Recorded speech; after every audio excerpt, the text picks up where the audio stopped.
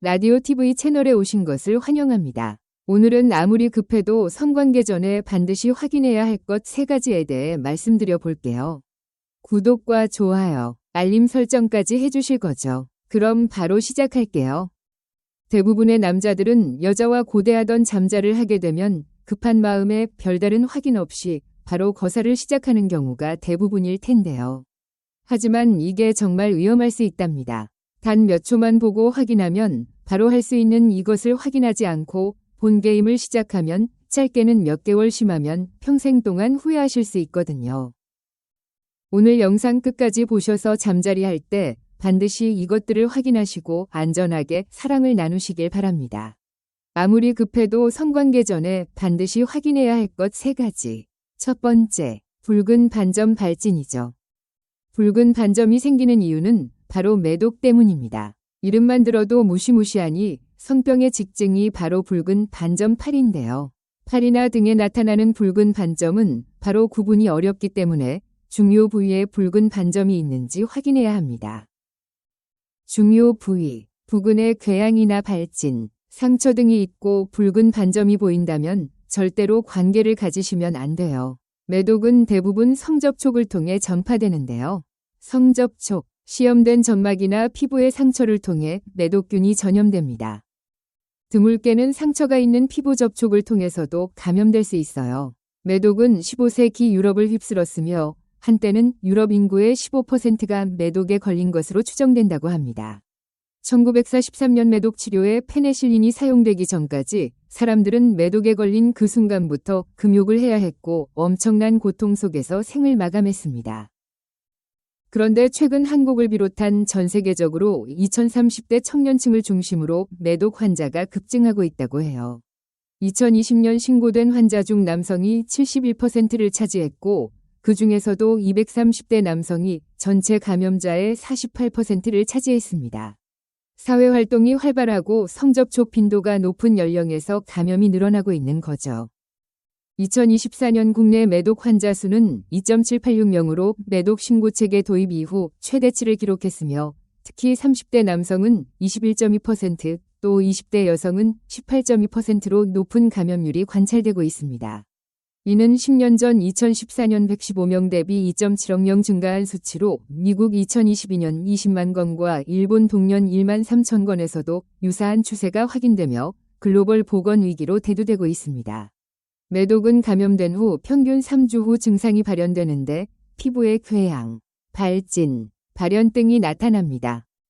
보통 매독은 1기, 2기, 3기로 나뉘는데요. 초기 감염 후 3주 전후인 1기는 균이 침범한 부위에 발생하는 통증이 없는 궤양의 특징입니다. 피부 궤양은 크기가 작고 단단하고 동그란 형태를 보여요. 매독균 전파는 피부 접촉으로 이루어지는데요. 궤양은 피부를 통해 매독균이 침입한 부위에 발생하므로 주로 성기나 항문 주변부에서 발견됩니다. 피부 궤양은 3주에서 6주가량 지속되며 특별한 치료 없이도 자연적으로 호전됩니다. 매독이란 이름도 이때 피부 궤양이 매와 같은 모양으로 해서 붙었습니다.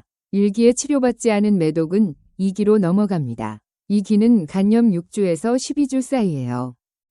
2기 증상으로는 손바닥과 발바닥을 포함해 전신에 붉은 발진이 생기고 발열 인후통, 피로 후 두통, 근육통 등 독감 같은 전신 증상이 나타납니다. 이 단계에서도 치료받지 않으면 매독균은 몸속에 계속 남아 수명까지도 잠복할 수 있어요.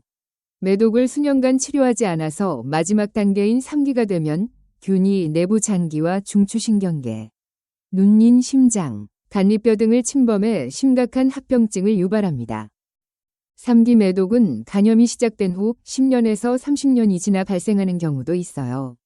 그럼 두 번째로 확인해야 할 것은 속옷입니다. 총병에 걸려 고생한 적 있는 남자분들은 상대방의 속옷을 반드시 확인한다고 하는데요. 그 이유는 바로 속옷에 남아있는 여러 가지 흔적을 확인할 수 있기 때문이죠. 성 파트너가 건강한 상태가 아니라면 분비물로 생긴 자국들이 분명히 남아있을 테니까요. 그리고 앞서 언급한 매독이나 헤르페스의 경우에는 궤양이나 슈퍼가 올라오기 때문에 상처가 난 피부에서 나오는 진물들이 반드시 속옷에 흔적을 남기기 마련이거든요. 헤르페스 바이러스는 크게 흡원과 HSV로 구분됩니다. 일반적으로 흡원은 구강에 관염되고 HSV는 주로 생식기부에 관염되는 것으로 알려져 있어요. 하지만 최근 연구에 따르면 HS1도 구강성교와 같은 성접촉을 통해 생식기에 관염을 일으킬 수 있으며 이 경우 성병으로 간주될 수 있습니다. 대표적인 헤르페스 증상은 간연부에 한 개 또는 여러 개의 수포, 즉 물집이 발생하며 시간이 지나면서 터지면서 궤양으로 올라옵니다. 오늘은 외로움이 아무리 깊어도 절대 시작하면 안 되는 연애 유형 5가지에 대해 이야기해 보겠습니다. 구독과 좋아요, 알림 설정까지 함께 해주시면 더 좋은 이야기로 계속 찾아뵐게요. 그럼 바로 시작하겠습니다. 사람은 누구나 행복해지기 위해 연애를 합니다. 하지만 아이러니하게도 어떤 관계는 우리를 더 외롭고 더 불행하게 만들기도 합니다. 연애는 인생을 빛나게 할 수도 있지만 잘못된 사람과의 관계는 오랫동안 지워지지 않는 상처를 남깁니다. 그래서 오늘은 외롭다는 이유만으로 절대 시작하면 안 되는 관계를 꼭 짚어드리겠습니다. 1. 한쪽만 희생하는 관계. 겉으로는 사랑처럼 보이지만 실제로는 한 사람이 계속 참고 맞추고 포기하는 관계입니다.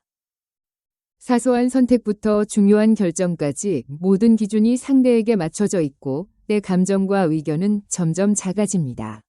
이런 관계에 오래 있으면 어느 순간 나는 누구인지조차 흐릿해집니다. 늘 착하게 보이고 싶어서 버림받기 싫어서 참고 또 참는다면 그건 사랑이 아니라 두려움에서 비롯된 관계입니다. 연애는 서로를 채워주는 것이지 한 사람이 자신을 지워가며 유지하는 것이 아닙니다. 2. 지나치게 통제하는 사람. 지금 어디야? 누구랑 있어? 그 사람은 왜 만나? 처음에는 관심처럼 느껴지지만 점점 숨이 막히기 시작합니다. 연락, 인간관계, 옷차림 심지어 돈까지 모든 것을 통제하려 한다면 그건 사랑이 아니라 지배욕구입니다. 특히 메시지를 몰래 확인하거나 행동을 제한하거나 원치 않는 요구를 강요하는 순간부터는 명백한 경고 신호입니다. 사랑은 자유를 주는 것이지 감시하는 것이 아닙니다. 3. 당신을 깎아내리는 사람. 농담처럼 던지는 말. 가볍게 넘기기에는 계속 마음에 남는 말들. 너는 왜 그것밖에 못해? 넌 항상 틀려. 이런 말이 반복된다면 그건 단순한 성격 문제가 아니라 존중의 부재입니다. 상대를 낮추면서 자신을 높이는 사람은 결코 건강한 관계를 만들 수 없습니다. 사랑하는 사람은 당신을 작게 만드는 사람이 아니라 당신을 더 빛나게 해주는 사람이어야 합니다.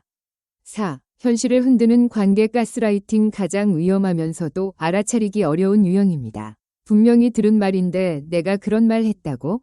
착각 아니야? 분명히 상처받았는데 너 왜 이렇게 예민해? 이런 말이 반복되면 결국 스스로를 의심하게 됩니다. 이것이 바로 가스라이팅입니다. 상대는 당신의 감정을 무시하고 기억을 부정하고 현실 감각을 흐리게 만듭니다. 문제는 이런 사람일수록 가끔은 매우 다정하다는 것입니다.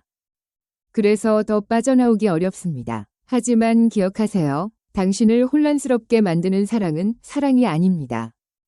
5. 당신을 세상과 단절시키는 사람. 그 친구 만나지 마.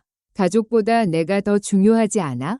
처음엔 질투처럼 보이지만 결국 당신을 고립시키는 방향으로 흘러갑니다. 친구, 가족, 주변 사람들과의 관계가 끊어질수록 당신은 점점 그 사람에게만 의존하게 됩니다.